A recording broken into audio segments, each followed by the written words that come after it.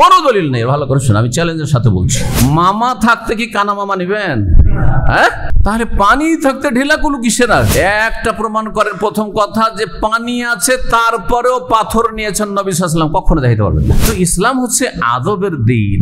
আর লজ্জাস্থান হাত দিয়া মানুষের সামনে হাঁটাহাঁটি করা, চলাফেরা করা বেয়াদবি। আত্মাহারিক টিভি, ওহির আলোয় উদ্ভাসিত জীবনের জন্য। আমার প্রশ্ন হচ্ছে যে কিছু ভাইয়েরা পেশাব করার পরে 40 কদম ওই যে কুলুপ নিয়ে হাঁটাহাঁটি করে, ঢিলা নিয়ে হাঁটাহাঁটি করে, সম্পর্কে আপনার মত কি? বিসমিল্লাহির রহমানির রহিম, আলহামদুলিল্লাহ ওয়াসসালাতু ওয়াসসালামু আলা রাসূলিল্লাহ ওয়া আলা আলিহি ওয়া সাহবিহি আজমাইন। ওয়া বাদ। প্রশ্ন করেছেন ভাই যে বাংলাদেশের দোষটা হবেন তো বলে শুধু বাংলাদেশের বিরুদ্ধে, জানা আমার সম্পর্কে অনেকে বলে নাকি ও বাংলাদেশের বিরুদ্ধে। একসময় বলতো না, মানুষকে এটা বিভ্রান্ত করে। এটা এই রোগ বাংলাদেশও আছে, যে রোগের কথা বললেন ইন্ডিয়াতেও আছে, পাকিস্তানেও আছে, আফগানিস্তানেও আছে, যেসব বিদাতিদের সবগুলো দেশ আছে, বুঝতে পারছেন না, আরব দেশ ছাড়া। তো সেটা হচ্ছে যে পেশাব করার পরে ঢিলা কুলুক নিয়ে, আর ঢিলা কুলুক না থাকলে অথবা দুটো পয়সা ঘরে হলে টিস্যু নিয়ে, তাই না, পয়সা হয়েছে সেজন্য তো টিস্যু, এই টিস্যু নিয়ে আবার হাঁটাহাঁটি করা, লজ্জা স্থানে হাত দিয়ে বেয়াদবের মতো কি করা, হাঁটাহাঁটি করা, তাও আবার 40 কদম হাঁটতে হবে, না হলে জাহান্নামে যেতে হবে। এটাই তো বললেন না ভাই? হ্যাঁ, কাজটি কেমন লাগছে? ভালো লাগছে? আচ্ছা, কাজটি সুন্নত না বেদাত জানার আগে এটা আদবের কাজ না বেয়াদবি কাজ? আপনারাই তো বলছেন বেয়াদবি। ইসলাম কি বেয়াদবি শিখাতে এসছে? হ্যাঁ, ইসলাম কি শিখাতে এসছে? ইসলাম সবচেয়ে বড় আদব শিখাতে এসছে। রাসূলুল্লাহ বলছেন, আদাবানি রব্বি ফা আহসানা তাদিবি, আমার রব স্বয়ং আল্লাহ আমাকে, রাসূলুল্লাহ বলছেন নবী, আমাকে আল্লাহ আদব শিখিয়েছেন আর সুন্দর করে আদব শিখিয়েছেন। সুবহানাল্লাহ। আর সেই আদবগুলি রাসূলুল্লাহ সাহাবায়ে কেরামদেরকে শিখিয়েছেন, সাহাবায়ে কেরাম তাবেঈনদেরকে, আর তার পরম্পরা আমরা শিখেছি রাসূলুল্লাহ সাল্লাল্লাহু আলাইহি ওয়াসাল্লাম থেকে, তাই না?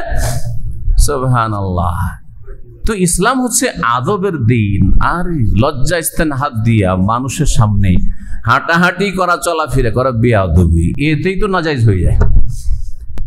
তারপরে দেখতে হবে যে রাসূলুল্লাহ সাল্লাল্লাহু আলাইহি ওয়াসাল্লাম জীবনে এরকম করেছেন। হ্যাঁ,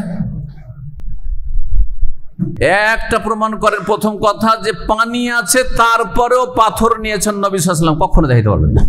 এটাও মনে রাখেন, কারণ এই ক্ষেত্রে অনেক আলেমরা আমাদের দেশে ভুল ধারণা মনে করে যে না, পানি থাকলেও আগে ঢিলা দিয়ে সাফ করেন আর তারপরে পানি ব্যবহার, দুটো জমা করা, এর একটিও দলিল দিতে পারবেন না। শুধু কোবাবাসী সম্পর্কে যে বলা হয়েছে সেটাও জয়ীফ, সহিহ না, অথেন্টিক একটিও না।